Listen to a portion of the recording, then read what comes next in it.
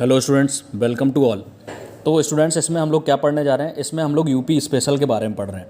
तो सबसे पहले हम लोग समझने की कोशिश करते हैं कि यूपी जो है उसकी सीमाएं कौन कौन से स्टेट से टच होती हैं, कौन कौन से राज्यों से टच होती हैं, कौन कौन से देशों से टच होती हैं और कौन कौन से केंद्र शासित प्रदेश हैं जिनसे यूपी की सीमाएं साझा होती हैं या ये साझा करता है।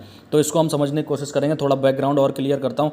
देखिए, ये जो मैंने पॉइंट्स लिखे हुए हैं यहाँ पर, ये पॉइंट्स वो हैं जो किसी ना किसी पेपर में आ चुके हैं। तो यूपी से संबंधित जितने भी इम्पोर्टेंट फैक्ट्स थे वो मैंने यहाँ पर लिख दिए हैं।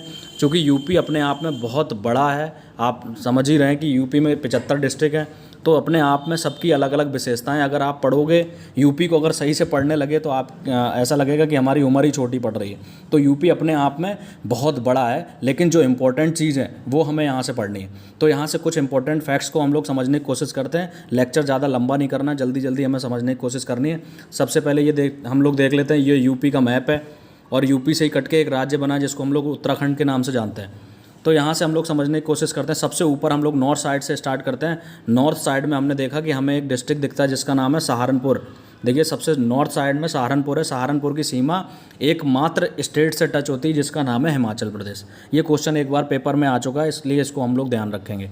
अब इसी क्रम में हम लोग उत्तराखंड की तरफ बढ़ते हैं। अब उत्तराखंड में हमने देखा, उत्तराखंड में कुछ ज़िले ऐसे हैं जो उत्तराखंड के साथ सीमा साझा करते हैं। तो यहाँ से हम लोग देख लेते हैं, थोड़ा सा इसको जूम करेंगे, जूम करके हमें और क्लियर दिखेगा। यहाँ से हम लोग देखने की कोशिश करते हैं वो कौन कौन से ज़िले हैं। नंबर 1 देखिए, यहाँ से पीलीभीत हमें दिखाई देता है।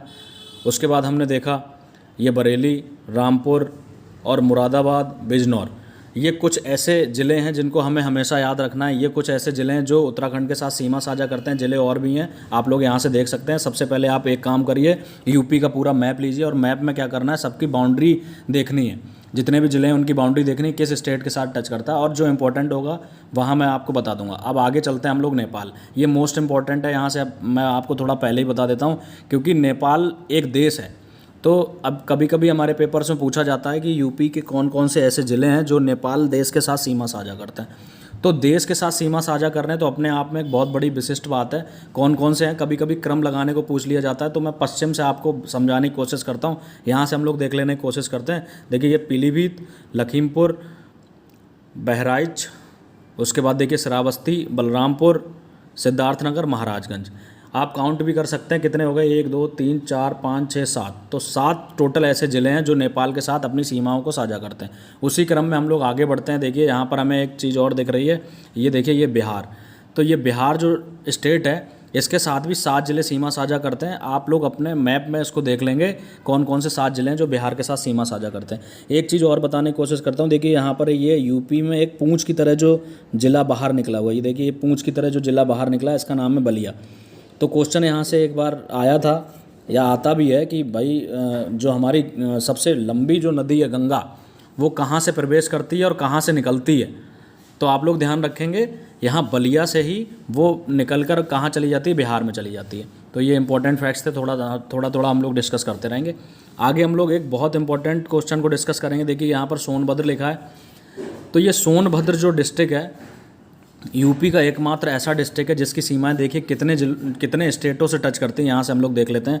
नंबर 1 बिहार, नंबर 2 यहाँ देखेंगे झारखंड दिखेगा हमें, इसके नीचे हम लोग देखेंगे तो हमें छत्तीसगढ़ दिखेगा, और इधर देखिए एमपी है। तो हम लोग काउंट कर सकते हैं 1 2 3 4। तो 4 ऐसे स्टेट हैं जिनके साथ सोनभद्र की सीमाएं टच करती हैं। एक बार क्वेश्चन पूछा गया, इसीलिए मैंने आपको बताया। यहाँ से आप थोड़ा सा ध्यान रखेंगे। अब उसके बाद हम लोग देखते हैं एमपी के बारे में। ये देखिए, पूरा एमपी का क्षेत्र है, ये पूरा है मध्य प्रदेश। तो मध्य प्रदेश के साथ सीमा साझा करने वाले टोटल 14 ज़िले हैं। अब 14 ज़िले यहाँ से आप लोग काउंट कर लेना कौन कौन से ज़िले हैं। ये 14 ज़िले आप अपने मैप में देख लेना। अब एक चीज़ और यहाँ से बताता हूँ जो क्वेश्चन हमारा बनता है। एक क्वेश्चन ये बनता है कि मध्य प्रदेश ऐसा कौन सा ज़िला है यूपी का जो मध्य प्रदेश से चारों तरफ से घिरा हुआ है, 3 तरफ से घिरा हुआ है। तो यहाँ से हम लोग देख लेंगे, ये ललितपुर है, और ललितपुर के चारों तरफ देखिए ये भी एमपी, ये भी एमपी, 3 तरफ एमपी है। तो ये ललितपुर एकमात्र ऐसा ज़िला है जो एमपी से चारों तरफ से घिरा हुआ है।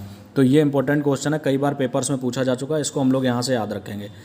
अब उसके बाद हम लोग यहाँ से और देखते हैं यूपी का मैप। अपने आप में अगर आपने पढ़ लिया, इसको थोड़ा सा अपने माइंड में अगर इमेज आपने बैठा ली, तो मैं समझता हूँ यहाँ से आपका कोई क्वेश्चन गलत नहीं होगा, क्योंकि बाउंड्री से ही लगभग 3 से 4 क्वेश्चन आते हैं।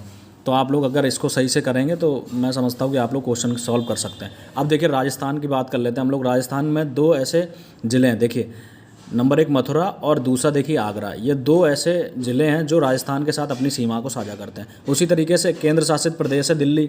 दिल्ली से कौन कौन से साझा कर रहे हैं हम लोग यहाँ से देख लेते हैं। एक गौतम बुद्ध नगर जिसको आप लोग नोएडा कहते हैं, दूसरा हमने देखा गाजियाबाद, तीसरा हमने देखा तो बागपत की भी थोड़ी सीमाएँ दिल्ली से टच हो रही हैं। तो इस तरीके से हमने देखा। अब ऊपर सबसे हरियाणा रह गया। अब हरियाणा को आप लोग काउंट कर लेंगे कौन कौन से ऐसे ज़िले हैं जो हरियाणा के साथ अपनी सीमाओं को साझा करते हैं। तो यहाँ से मैं समझता हूँ 2 से 3 क्वेश्चन आपके पेपर में आते हैं, पूछे जाते हैं। तो यहाँ से थोड़ा सा हमें अलर्ट रहना है, अच्छी तरीके से देख लेना है कौन कौन से ज़िले कौन कौन सी सीमाओं को साझा करते हैं। आगे हम लोग चलते हैं थोड़ा सा। अब कुछ फैक्ट्स जो हैं उनके ऊपर बात कर लेते हैं। देखिए वैसे तो मैं ऊपर समझा ही चुका हूँ। अब देखिए यहाँ पर लिखा है सर्वाधिक प्रदेशों को स्पर्श करने वाला जो राज्य है वो कौन सा है। तो सर्वाधिक प्रदेशों को स्पर्श करने वाला जो राज्य है वो मध्य प्रदेश है। ये मैंने आपको बता ही दिया था। 14 ऐसे ज़िले हैं जो मध्य प्रदेश की सीमाओं को टच करते हैं। उसके बाद हमने देखा सबसे कम सीमा को स्पर्श करने वाला सबसे नॉर्थ में हमने देखा हिमाचल प्रदेश है। तो हिमाचल प्रदेश से एकमात्र ज़िला ऐसा है जो अपनी सीमा को साझा करता है जिसका नाम है सहारनपुर। इसको आप ऊपर से देख सकते हैं। अब यहाँ लिखा है क्षेत्रफल में सबसे बड़ा जिला लखीमपुर खीरी। इसको एक बार दिखाने की कोशिश करता हूँ। लखीमपुर खीरी कहाँ है, कुछ लोगों ने, कुछ स्टूडेंट्स ने लखीमपुर खीरी नहीं देखा होगा। जैसे मैंने आपको दिखाने की कोशिश कर रहा हूँ। ये देखिए ये नेपाल है।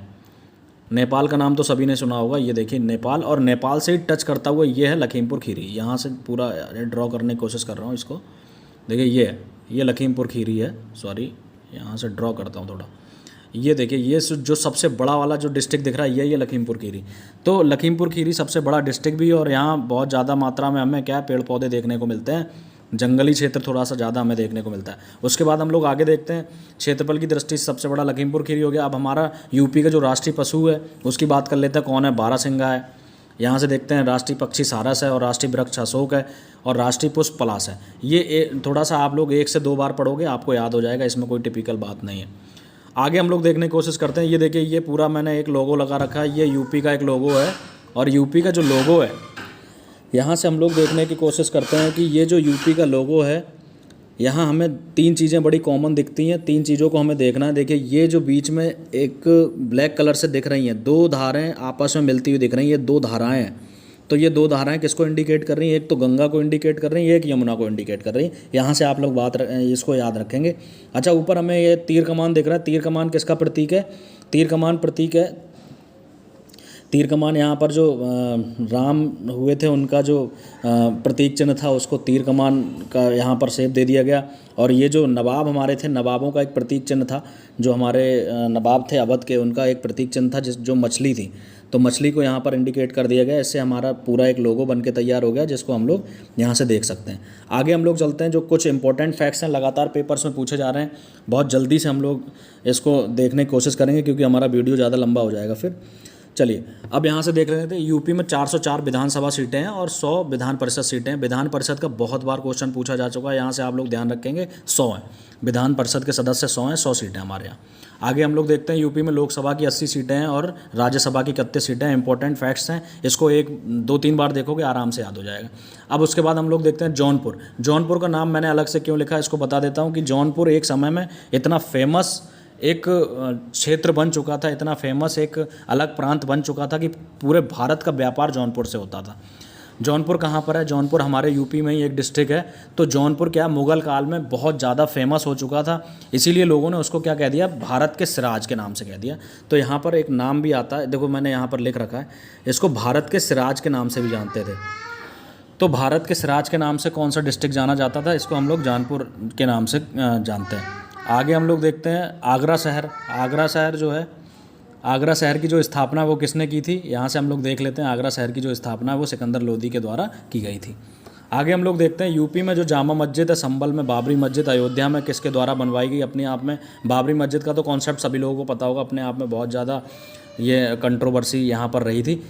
तो ये सब जो स्थापत्य कला के निर्माण हुए हैं इनको भी हमें एक बार समझना पड़ेगा कि यूपी में जो जामा मस्जिद है, संभल की, बाबरी मस्जिद अयोध्या की है, फतेहपुर सीकरी, ये सब मॉन्यूमेंट्स हैं। दिल्ली का, आगरा का लाल किला, इलाहाबाद का किला, ये किसके द्वारा बनवाए गए हैं? सबका निर्माण जो है अकबर के द्वारा कराया गया। ये बाबरी मस्जिद का थोड़ा सा कॉन्सेप्ट मुझे यहाँ सही नहीं लग रहा है, यहाँ से आप लोग देख लेना।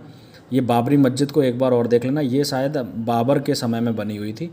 यहाँ से इसको हटा लेना। बाकी जामा मस्जिद और बाबरी मस्जिद के बारे में थोड़ा सा मुझे कंफर्म नहीं है, यहाँ गलत लिख गया है। बाकी ये देखिए यहाँ से हम लोग देखते हैं फतेहपुर सीकरी शहर, आगरा का लाल किला, इलाहाबाद, शेख सलीम चिश्ती का मकबरा, बुलंद दरवाज़ा, खास महल, पंचमहल, बीरबल का महल, अकबर के द्वारा इनका सबका निर्माण कराया गया था। बाबरी मस्जिद का निर्माण बाबर के समय में हुआ था, इसको आप थोड़ा सा ध्यान रखना। और जामा मस्जिद का जो निर्माण है वो भी अकबर के समय में नहीं हुआ था, इसको थोड़ा सा पॉइंट्स को क्लियर कर लेना आप लोग। आगे हम लोग चलते हैं, यूपी में संगमरमर से बनने वाली सबसे प्रथम इमारत कौन सी थी? बहुत इंपॉर्टेंट क्वेश्चन है, बहुत सारे स्टूडेंट्स को नहीं पता होगा, लेकिन आज यहाँ से इसका उत्तर जानने की कोशिश करते हैं। पूरे यूपी में, या आप कह सकते हैं कि मुग़ल साम्राज्य में जो सबसे पहली ऐसी एक इमारत थी जो सफ़ेद संगमरमर से बनी थी, वो थी एतमादुद्दौला का मकबरा। अब आप लोग पूछेंगे एतमादुद्दौला कौन है, तो एक नूरजहाँ का नाम आप लोगों ने सुना होगा, नूरजहाँ। तो जहांगीर के समय में ये नूरजहाँ थी, तो नूरजहाँ के जो पिताजी थे उनका नाम था एतमादुद्दौला। तो एतमादुद्दौला जो थे वो, इनका जो मकबरा है वो किसने बनवाया था? नूरजहाँ ने बनवाया था। तो नूरजहाँ के द्वारा बनवाई गई सबसे पहली जो इमारत थी, सबसे पहला जो मकबरा था, उसमें सफ़ेद संगमरमर का निर्माण कराया गया था। इंपॉर्टेंट क्वेश्चन यहाँ से आते हैं, इसको याद रखना। आगे हम लोग देखते हैं, ये भी बहुत इंपॉर्टेंट है, क्योंकि मैंने कई साल से देख रहा हूँ कि कहीं ना किसी पेपर में पूछे जा रहे हैं। उत्तर प्रदेश के प्रथम मुख्यमंत्री कौन थे? पंडित गोविंद वल्लभ पंत थे। प्रथम राज्यपाल कौन थी? सरोजनी नायडू। प्रथम महिला मुख्यमंत्री कौन थी? सुचेता कृपलानी। ये बहुत आता है, यहाँ से रिपीट होता क्वेश्चन, इसको थोड़ा सा आप लोग देखने की कोशिश करना। सुचेता कृपलानी का नाम ध्यान रखना। प्रथम विधानसभा अध्यक्ष कौन थे? पुरुषोत्तम दास टंडन। ये भी क्वेश्चन आ चुका है एक बार। प्रथम लोकायुक्त कौन थे? बिशंबर दयाल। प्रथम मुख्य न्यायाधीश कौन थे? कमलाकांत वर्मा। तो ये कुछ इंपॉर्टेंट क्वेश्चन थे जो हमें हमेशा देखने को मिलते हैं। अब आगे देखते हैं हम लोग, कैंची का जो उद्योग है वो कहाँ विकसित है? मेरठ में विकसित है। एक बार में आप अगर एक नज़र सही से डाल लोगे तो ये सारे कुछ याद हो जाएंगे। यूपी में बहुत कुछ है याद करने के लिए, लेकिन अभी कुछ पॉइंट्स मैंने आपको ऐसे दे रखे हैं जो इंपॉर्टेंट है, जो हमें हमेशा ही याद रखने हैं। आगे हम लोग देखते हैं, चाकू का प्रमुख उद्योग रामपुर में है। ताला उद्योग अलीगढ़ में है। चूड़ी उद्योग कहाँ है? फिरोजाबाद में विकसित है। मिट्टी खिलौने हमें आगरा में देखने को मिलते हैं। इत्र के लिए हमें कन्नौज देखने को मिलता है। खुशबुओं का नगर भी कहा जाता है इसको।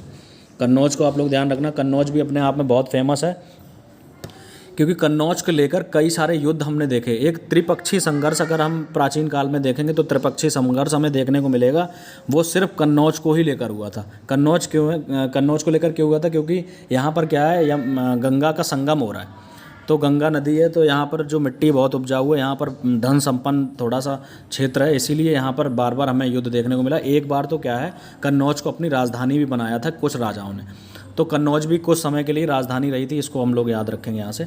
अब देखिए, लकड़ी के खिलौने के लिए लखनऊ वाराणसी प्रसिद्ध है। लखनऊ और वाराणसी में हमें देखने को मिलता है लकड़ी के खिलौने। और पीतल के बर्तन के लिए मुरादाबाद प्रसिद्ध है। चिकन काम के लिए लखनऊ प्रसिद्ध है। ये चिकन खाने वाला चिकन नहीं है, ये कपड़े पहनने वाला चिकन है, सभी लोग जानते होंगे, जिन्होंने यूज किया होगा वो जानते हैं। चिकन एक तरीके से कपड़ा होता है, उसको बहुत अच्छी तरीके से भुना जाता है, तो ये खाने वाला चिकन नहीं है स्टूडेंट्स, थोड़ा सा ध्यान रखना।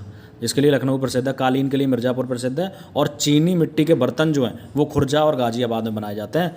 देखिए, यहाँ खुर्जा और गाज़ियाबाद होना चाहिए, ठीक है ना, खुर्जा और गाज़ियाबाद, ठीक है, खुर्जा अलग है, गाज़ियाबाद अलग है।